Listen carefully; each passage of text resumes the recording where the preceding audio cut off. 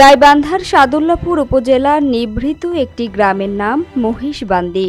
এ গ্রামের বুক চিরে বয়ে গেছে নদী, আর ভাঙনের কবলে পড়ে নদী বন্দিতে পড়েছে অর্ধশত পরিবার। তাদের চলাচলের নেই কোনো রাস্তা, পারাপারের জন্য আছে একটি নড়বড়ে বাঁশের সাঁকো।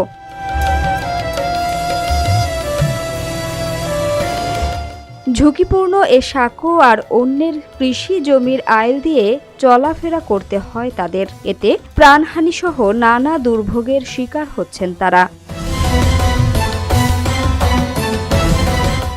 ভাঙা বাঁশের সাঁকো দিয়ে পারাপার হচ্ছে শিশু, শিক্ষার্থী সহ নানা বয়সের মানুষ। ওপারে পৌঁছে নেই কোনো রাস্তা।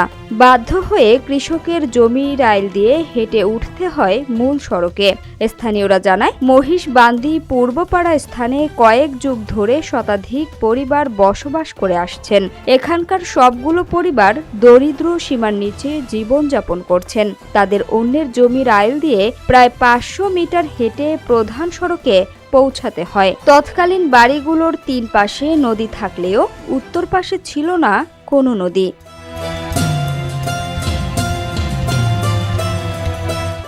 এরই মধ্যে বছর দুয়েক আগে অব্যাহত ভাঙনে এখন বসত ভিটার চারপাশে বয়ে গেছে নদীটি।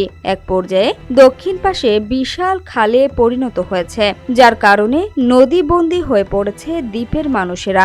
সময়ের ব্যবধানে সমাজ উন্নয়ন তথা দেশের পরিবর্তন ঘটলেও আজও উন্নয়নে পরিবর্তন হয়নি এ দ্বীপের করুণ অবস্থা।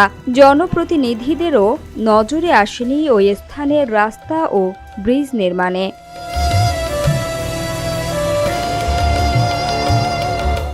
ভুক্তভোগীরা জানায়, বর্ষা এলেই নদীর পানি কানায় কানায় ভরে গেলে বেড়ে যায় আরও দুর্গতি।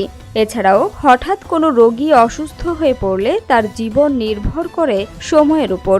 একটু দেরি হলেই রোগীর জীবন অসহ্য যন্ত্রণাসহ ওখানেই মৃত্যুর প্রহর গুনতে হয়। এছাড়া শিক্ষার আলো থেকে ঝরে পড়েছে তাদের সন্তানরা।